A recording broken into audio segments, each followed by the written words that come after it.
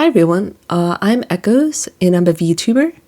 And this week, because there's no episode 11 this week, I'll be covering a interview from the series composition and script writer Ichiro Ohkouchi from Gundam Witch from Mercury. This interview was in the Animage edition for January 2023. And yeah, so I thought that this would be super interesting to cover because I enjoy covering the Gundam Witch from Mercury supplementary information that covers information not covered in the show specifically, but instead is covered in supplementary material. So yeah, so as you can see, it's translated by BJ Beauchamp. I've actually covered an interview from him before in one of my earlier videos, and I'm really grateful for him because he makes in like Gundam translations overall a lot more accessible to a wider audience. So yeah, hope you'll enjoy me covering this. Please also keep in mind that this week there will be no episode 11 of Gundam Witch from Mercury because there is a talk show occurring today instead, and episode 11 will instead air on Christmas Day. So please keep that in mind. All right, and let's get started. So when this issue went on sale, one sec. So before I go into the interview, I'll be pretty much reading it over. And also I'll just cover a few analytical things based on my thoughts and what has happened in the show so far. So yeah. So when this issue went on sale, episode 9 has already aired. So the interviewer says fans were probably surprised to learn that an unexpected development happened in the show. It went from Gundam at School to a Gundam Corporation. In a way, this isn't really that surprising because the whole corporate angle was already teased and very much a strong element of the show from pretty much the prologue in episode 1. So I wouldn't really call it surprising. It just may be slightly unexpected, but it's not like out of the blue or anything. It's not like a humongous plot twist, I would have to say. Ohkouchi gives a brief overview of his involvement with the project. I'm not going to cover that as it's been covered before. Again, mentions what he was already working on was completely different from what director Kobayashi came up with, which was the school setting. Shows that the original premise was completely different. And he again credits the producer and young production staff with coming up with school-related ideas for the duels. I really like that they mentioned the young production staff, as often the young staff don't really have a way of providing feedback or being directly involved with the production of a show, because often it's usually left to the director and the main writers, right? And usually they tend to be older people. But with the young people chipping in, it means that it's going to be a lot more relatable, and they could also make it more appreciated by a wider audience as well. He didn't specifically ask Kobayashi why there's a sudden shift, but it felt that it could turn out to be interesting with the staff so eager about the school idea. Yeah, I guess it's because Gundam in general has always been focused primarily on war and like conflict and that sort of thing, but with the school idea, it sort of provides a fresher take on, a main Gundam series than before. When asked whether the old script was used for the prologue, he says it's completely unrelated and the project was different. So the original premise of the prologue was different, and it's kind of interesting. I'm actually kind of intrigued what the old one was like, but we'll probably not know until the behind-the-scenes information comes out.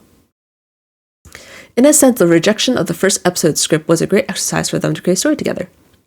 So a lot of care is put into the writing and the directing, especially with how much brainstorming is going involved with the whole rejection of the first episode script. So in a way, it was from the very beginning where they continued to make adjustments and refinements.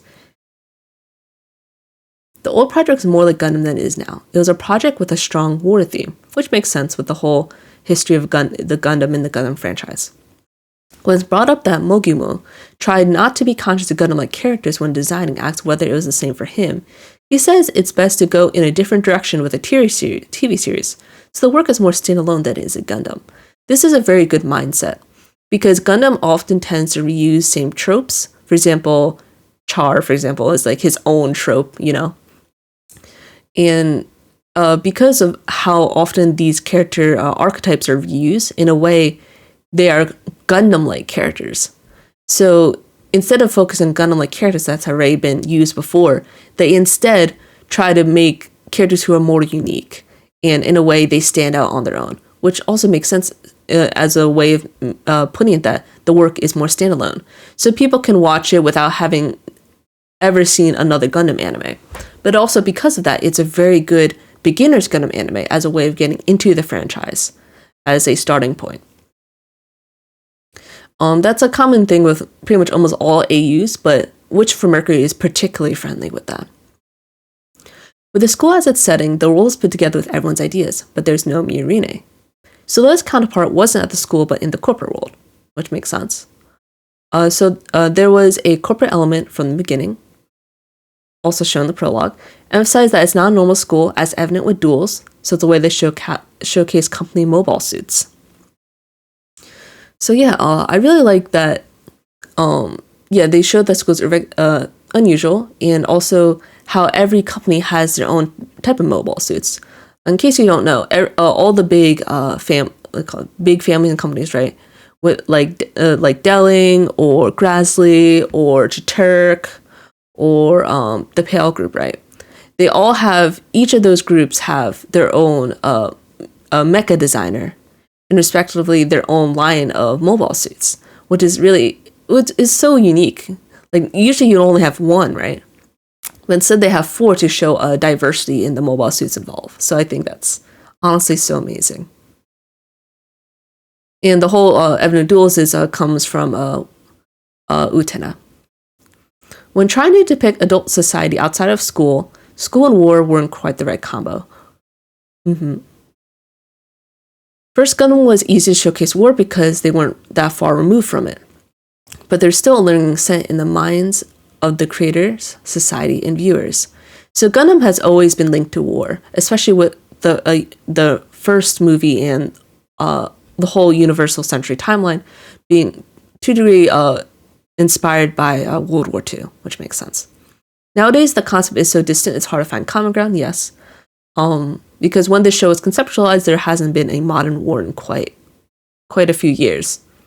This excludes the Russian-Ukraine conflict that's still ongoing, as that most likely did not happen when the show was being conceptualized. But the corporate angle is easy to understand. You can imagine working for a company, going to meetings, getting class, etc. It's more familiar to the viewer. This makes sense as well because whether you like it or not, companies rule the world. Whether it is like being involved with advertising, or you using a lot of company products, whether it's iPhone, Apple, Google when you're looking things up, YouTube, whether you actually work for a company on a daily basis to make money, or I don't know, it just shows how influential companies are on people's daily lives. So because of that, it's far more familiar.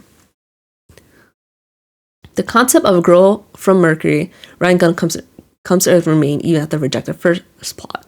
So it shows that the original concepts did stay the same, which is pretty cool. He mentions the overlap between himself and Slaughter, first time in a big city, first time living alone, trouble talking to girls in class. While it's not a one-to-one thing, he did put a little of those initial feelings he had into things. This is really great because it shows that the writer was willing to put a bit of his own experience into Soletta, making it far more relatable as it is inspired by his own experiences. Yeah, some of it's cartoonish, but that's because it's anime, of course. Still not that far off the mark, though. So it's certainly more identifiable than confronting the state after your parents are killed. The whole you see a premise with Amuro.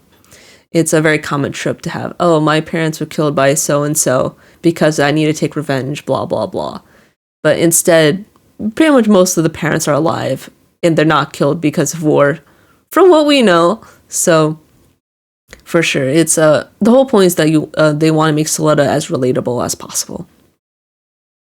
When talk about how Soletta interacts with her mother, Ohkouchi says that everyone has a different attitude when they're talking with their parents versus when they're home.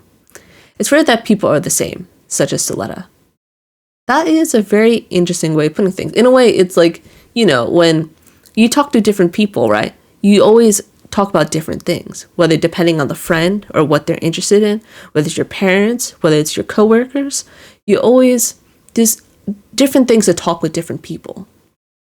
But with Soletta, in a way, she talks to everyone the same because she has so few social experiences with other people that she has, in a way, a blank slate. While Soletta comes off as a total badass in the first 3 episodes, during a training episode 4, she's shown to have a more vulnerable side to her. Which, yep, makes sense. She's not like completely perfect. She's very much a vulnerable and very much a naive person. Ohkouchi originally had a totally different, more fun and live idea in mind for that episode. But instead of moving the story forward, he decided to showcase the type of person she is. Despite her trademark phrase, she's by no means a strong-willed lady, aka Iron Lady. In a way, that Iron Lady reference could be to Lady Prospero, which is her mother. She inspires herself, pushing herself to do her best. Yep, she's just honestly just trying her best as a person. Just because she's an anime character doesn't mean she's always frightened and whatnot. Portraying what goes on inside her head makes others understand and like her even more. I definitely agree, because in order to make a character relatable, you have to understand where they're coming from, why they're doing things. And because of that, Soletta is also in a way a representation of the audience too, because they're all experiencing things for the first time. So in a way, she's also a medium because of that. Mirai has been alone for quite a while, but she underwent a drastic change after meeting Soletta. So in a way, their meeting is very much a cause for change. Seems that Mirene's growth and change is bigger than Soletta, but Ohkouchi says that by episode 9, it seems that way, but it's a story for 2 people. Feels that both characters will change, although at different speed and stages of growth, because not everyone's the same, so everyone changes differently. In that vein, Guel and Chuchu have both changed, as will the kids at school. They're at that age, and they'll be exposed to a world they've never known, so they'll have to change. In a way, because of all the circumstances they're going through, because of Soletta's arrival, because of, in a way, her sparking like a ripple effect and pretty much getting anyone involved with her to be impacted in some way. She is a catalyst for change, and everyone else will also change alongside of her. It also means that they're far more organic as characters too. They're not static Mary Sues, right? They actually have the capacity for growth. Whether it's for better or for worse, obviously. But the point is that they can change. And the story was made so that they had the ability to change. When asked if it was his idea to make Mirene's room messy, he says no. He didn't pen that note in the script. He thinks it was the director's idea, but says it was an interesting aspect of the group effort to add their own quirks to the finished product. I really liked that. I really liked it when it showed Mirene's room being messy. It reminded me of my own college dorm, because my room was also really messy at the time. The memories. It was not that long ago, but I still remember my cluttered room. When talking about zingers, when Mirene says "Dabotsu ta kuso oyaji," you hypocritical loser of a father, apparently the Dabotsu ta, double standard part, isn't well known among his generation, which was strange to him. Seems to be a pretty niche quote, I gotta say. The Romeo and Juliet line probably shouldn't be read into said nothing more than what you've heard. Okay. Says Kobayashi is aware of Shakespearean motifs, hence why some of the cursing, more like bad-mouthing, is more highbrow for characters like Mirene. Interesting. So I wonder if the whole Shakespearean lens is, I guess I'm not sure how intentional it was, because a lot of people are referring to the whole Witch from Mercury premise as being similar to The Tempest. So, we'll see. The hypocritical and Romeo and Juliet lines weren't penned with the intention to make them great lines, just ones that are typical for her. Okay, yep. I guess it makes sense because Mirene is probably one of the most educated out of the group, excluding Shadiq or the other major families. He wanted them to be memorable. I hesitate to say foil, but something is a line as Soletta's pep talk. He gave Soletta's line a lot of thought too. Something simple to show the mentality of the characters, but also what kind of philosophy outlook they have in life. Okay, so in a way, those like catchphrases are so important to specific characters and must be made with that specific character in mind, which also shows like a particularly care and attention to the details. So it's Code Geass. Only those who are prepared to be killed should be allowed to kill, as an example. Interesting example. Interviewer says that it's interesting to note how her line doesn't deny running away, to which Ohkouchi says that during the Showa era, it might have been, don't run away.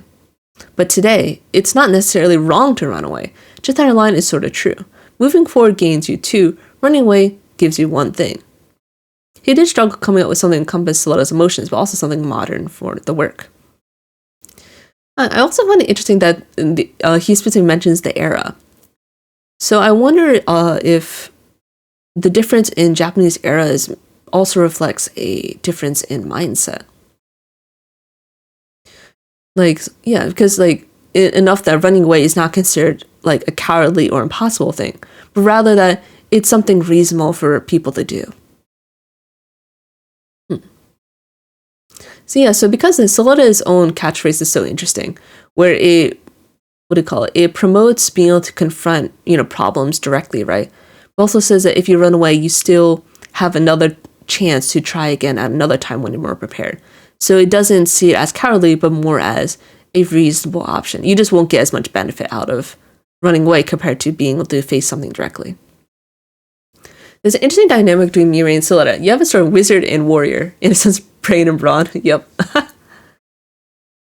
Kuchi says it's a standard dynamic duo. They're not doing anything new, just making a more simplistic and orthodox way. Their relationship is that of buddies at the moment, or as Ohkouchi says, they're about to become buddies. So they're not quite there yet. They're definitely more friends than not, but you can see that in episode 10, they're still like butting heads a bit. They don't quite understand each other that well, but they understand enough. It's just not good enough yet to be considered close friends. With the two stages, school and corporate, they each have their own rules or there won't be a balance. That's cool. Especially since, let's see, Mirai's handling the corporate side and Soleda's handling more at the school end with the duels. When asked about the fines, he says it's necessary to tie Mirai to the main story. She could have become a pilot, but that would have conflicted with Soleda's role, so she became a trophy. So also, it's also interesting they focus on the division of roles, so each of them would have their own role to play. When asked whether there's a bold mood for the main character that's going to win a duel for a bride, he says that it is the future. So he felt that there would be more diversity in values than now, though he didn't intend for it to be so drastic. And Mirai mentioned same-sex marriage as being normal, Soleda is surprised, which indicates a cultural difference. Ohkouchi agrees, saying that while the show depicts the future, may be caught off guard by the fact that it's commonplace. Soleda embodies the hang-up as a confused. She's representing the audience with her moment. He tried not to make the characters' emotions distant, things like not getting along with their parents, maybe liking a girl, being nervous for the first time in class, etc. So yeah, so in a way also because Soleda is a female character, it means that it's more, I guess, acceptable for her to have greater emotional diversity compared to when there's male characters who, as you know, like from IBO or Gundam Wing or Gundam C, they're very aloof guys. Like Amuro is considered more emotional, but he's also one of the first protagonists. While more modern Gundam tend to have very aloof male ones, while with Soleda, she's displays such a wide range of emotions that in a way is already more relatable because she actually feels things and expresses things rather than being distant.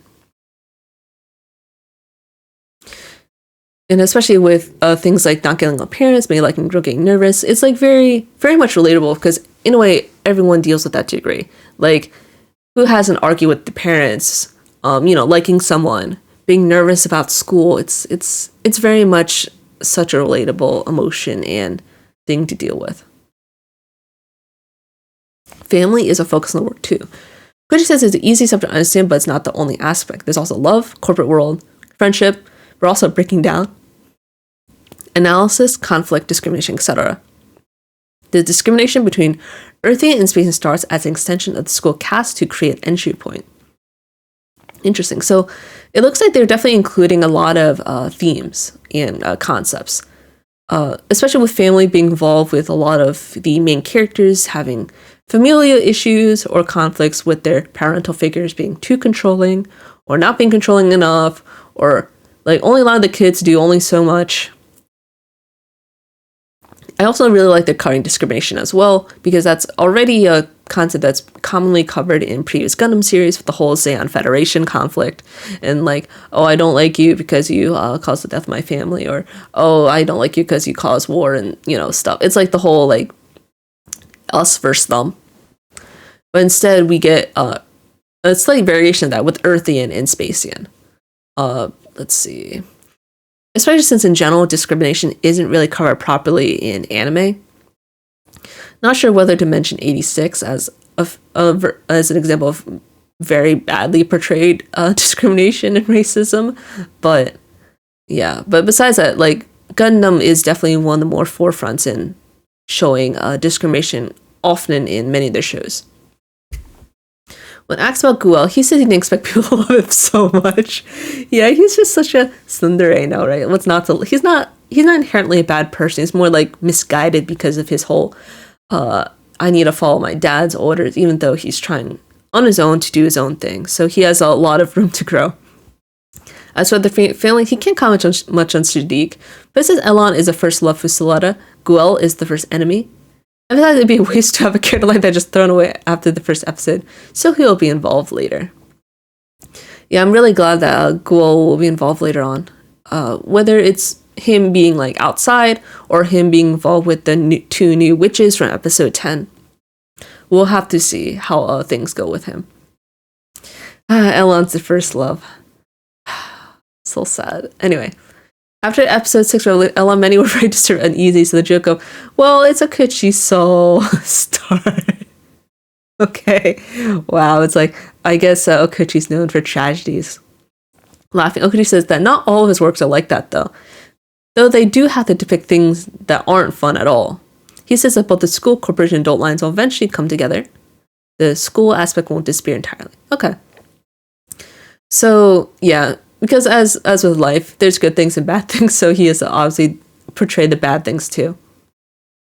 Producer asked him to write the prologue to be separate from the story, rather than between episode 8 and 9. Very interesting that was probably the original place that the prologue was supposed to be. Huh. He also didn't see himself writing the novel, which, if you know, is also very important. Please keep that in mind to read it if you have not read the novel. I have a video on it. After he was asked to write, he felt that it'd be more interesting to watch the show if he included it. Yeah, for sure. Because the novel and prologue provides incredibly important context to the show, so it remains incredibly important. He's quite happy seeing the reaction from fans online regarding the show. That's good, because with every new episode, which Mercury is trending online on Twitter, so it's incredibly well-loved and popular. No one knows what's going to happen next. But everyone sharing their thoughts, predictions, videos is one of the few advantages of creating a new show. Yeah. I'm really glad that he's acknowledging the fan community and just people creating topics of discussion, because Witcher Mercury is such a joy to be able to watch and cover in reactions. I'm really glad that I was able to cover it properly so far. And I'm honestly just so glad. And I'm really excited to cover the remaining episodes of the first core, and then I'll figure out something in the winter, and then we'll continue with the reactions again in the springtime once the second core starts. So yeah, thank you everyone if you got to this point, and yeah, looking forward to episode 11 next week, and yeah, we'll see how things go from there, and yeah. Hope everyone has a good rest of their day.